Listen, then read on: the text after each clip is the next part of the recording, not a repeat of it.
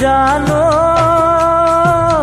তিনিচুকীয়াৰ টিলিঙা মন্দিৰ ঠাইৰ নাম হ'ল বৰদুবি। বিচাৰি পাবা মনৰ মানুহ জ্বলালে চাকি ৰচি। তিনিচুকীয়াৰ টিলিঙা মন্দিৰ ঠাইৰ নাম হ'ল বৰদুবি। বিচাৰি পাবা মনৰ মানুহ জ্বলালে চাকি ৰচি। জানো